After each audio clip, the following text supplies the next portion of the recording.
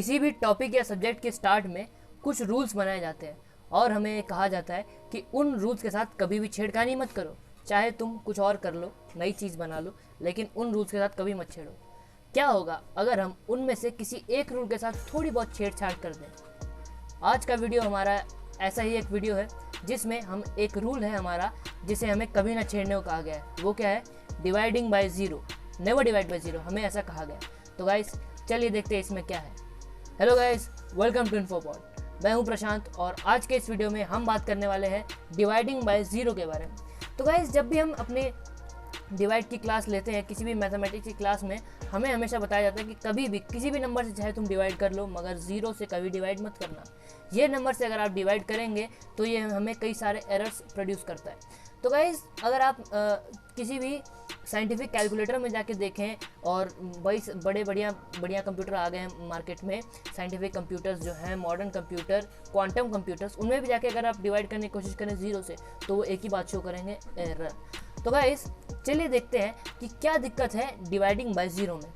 तो guys dividing by zero से पहले हम समझ लेते हैं कि डिवाइड करना होता क्या है, क्योंकि अगर हम डिवाइड करने का प्रोसेस समझ जाएंगे तो हो सकता है कि हमें ज़ीरो से डिवाइड करने में आसानी हो, और अगर कोई प्रॉब्लम आती है तो हमें पता चल जाएगी क्यों है प्रॉब्लम। तो गाइस अगर हम कभी भी किसी चीज़ को डिवाइड करते हैं तो हमारे पास दो नंबर होते हैं, एक होता है ए, एक होता है बी। तो गाइस हमारा जो ए नंबर है वो बी नंबर से ग्रेटर है, ठीक है गाइस। और हम क्या करते हैं? ए डिवाइडेड बाई बी। इसका मतलब क्या है? हम ए में से बी को कितनी बार माइनस करें कि हमारा जो आंसर है वो ज़ीरो हो जाए। तो गाइस ये जो कितनी बार का आंसर है ना, वो होता है हमारा डिवीजन का जो लास्ट में आंसर आता है। ये गाइस सुनने में थोड़ा अजीब सा लगता है, लेकिन आपको और ज़्यादा क्लियर हो जाएगा जब मैं आपको पेन पेपर से लिख करके बताऊंगा। तो चलिए गाइस जल्दी शिफ्ट होते हैं पेन पेपर की तरफ।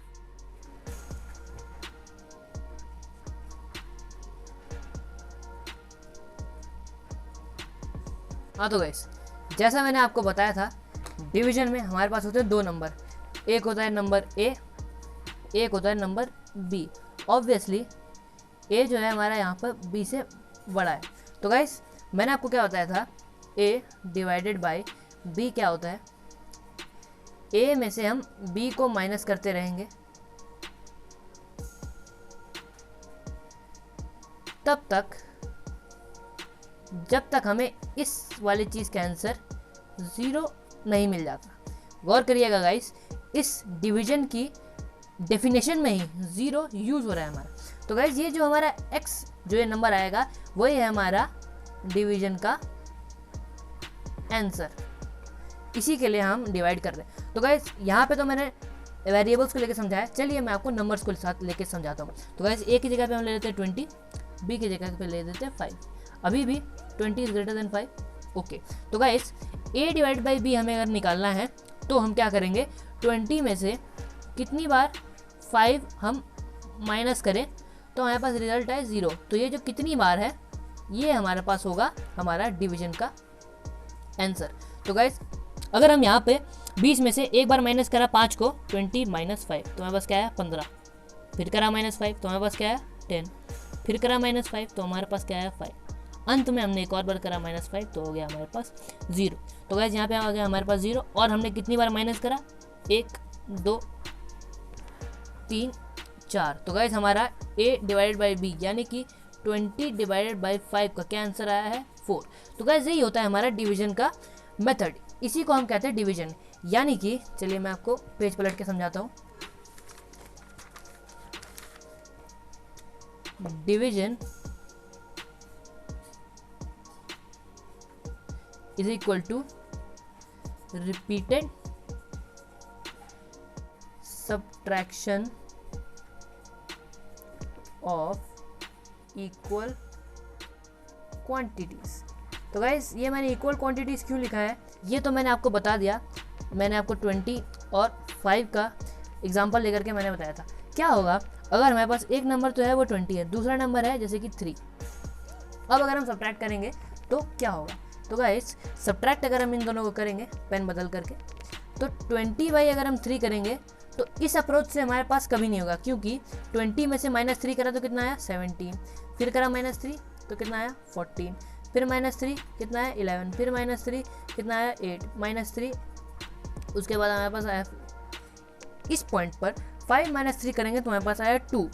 अब अगर हम इसमें से -3 करते हैं तो हमारे पास एक नेगेटिव नंबर आ जाएगा, वो हमें चाहिए नहीं। हमें कौन सा नंबर चाहिए? 0। तो गाइस ऐसी पॉइंट पर हम क्या करेंगे, हम ऐसा कह देंगे कि जो 20 है वो 3 से डिविजिबल नहीं है। वो अलग बात है कि हम आगे चल के ऐसा देखेंगे कि पॉइंट्स में कुछ अगर आंसर आ जाएगा, डेसिमल प्लेसेस वाला आंसर लाएंगे तो 6.67 समथिंग ऐसा करके कुछ आंसर आ जाएगा। इसके बाद हम समझते हैं कि अब 0 से डिवाइड क्यों नहीं कर सकते। तो गाइस इसका एक सीधा सीधा आंसर तो ये है कि जब हम कोई भी एक नंबर लेते हैं, मान लीजिए हम एक ही जगह पर ले लेते हैं 10, तो गाइस जब भी हम 0 से डिवाइड करेंगे, डिवाइड बाय 0, तो इसका मतलब ये होगा कि हम 10 में से 0 को माइनस कर रहे हैं कितनी बार कि आंसर हमें आए 0। तो गाइस ये हमें पता है कि ऐसा कभी होने नहीं वाला है, क्योंकि 10 में से हम कितनी बार 0 माइनस करें हमें पास हमेशा 10 ही आएगा। तो गाइस ये है एक दिक्कत डिवाइडिंग बाय 0 के साथ। और हमने तो चलिए गाइस ये तो अभी हमने ऐसा लिया है, a को हमने लिया है कोई भी नंबर अदर देन 0। क्या होगा अगर हम a को भी 0 ले लें?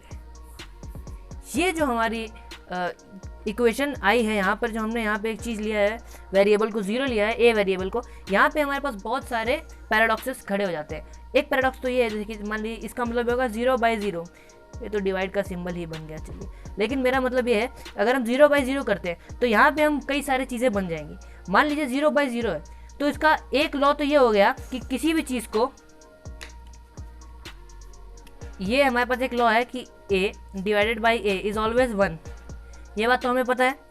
तो और ये बात यहाँ पे सही भी है कि 0 में से अगर हम 0 को एक बार माइनस करेंगे तो हमें 0 मिलेगा, लेकिन 0 में से अगर हम 2 बार 0 माइनस करेंगे तो भी हमें 0 ही मिलेगा। तो 0/0 तो हो गया 2। ऐसे ही 0 में से अगर हमने 8 बार माइनस करा, 1 2 3 4 5 6 7 8, तो हमारे पास फिर भी 0 आ गया। तो 0/0 8 हो गया। तो गाइज यहाँ पे हमारे पास कई सारी जो है कॉन्ट्राडिक्शंस खड़ी हो जाती है। इस वजह से हम एक तो पहली बात 1/0 नहीं लिख सकते, दूसरी बात 0/0 भी नहीं लिख सकते। ठीक है गाइज, और मैं आपको अभी और चीज़ें बताता हूँ पेज पलट करके।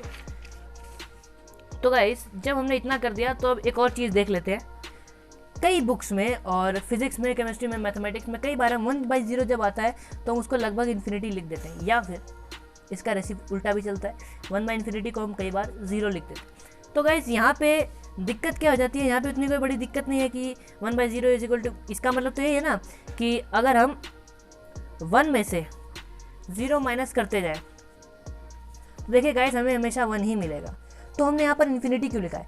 इन्फिनिटी इसलिए लिखा है, ये एक छोटा सा एक हमारे पास अप्रॉक्सीमेशन है कि अगर हम 1 को डिवाइड करते हैं पहले 1 से तो हमारे पास आंसर आएगा 1 को डिवाइड करते हैं 0.1 से तो हमारे पास आंसर आया 10, 1 को डिवाइड करा 0.01 से तो हमारे पास आंसर आया 100। गाइस आपने एक पैटर्न देखा, जैसे जैसे हम नंबर जो है नीचे वाला नंबर छोटा करते जा रहे हैं, जो यहाँ का आंसर है वो बड़ा होते जा रहा है। इससे हम ये बात बता सकते हैं कि जब न्यूमरेटर जो है टेंड्स टू 0 है तब आंसर जो है वो हमारा टेंड करता है इन्फिनिटी को। इसलिए हम 1/0 को इक्वल टू इन्फिनिटी लिख सकते हैं, लेकिन ये हर बार चीज़ें नहीं चलेंगी, क्योंकि इससे हमारे पास क्या होता है, एक बहुत बड़ी सी एक कॉन्ट्रडिक्शन खड़ी होती है। वो है ये, अगर 1/0 इन्फिनिटी है तो 0/0 फिर हमसे हमारे पास यही वाला सवाल आ गया। तो 0/0 को हम क्या करते हैं, 0 × 1/0। अब यहाँ पर पे हमारे पास एक दिक्कत आ गई। यहाँ पे क्या दिक्कत आई, 0 × इन्फिनिटी हो गया ये।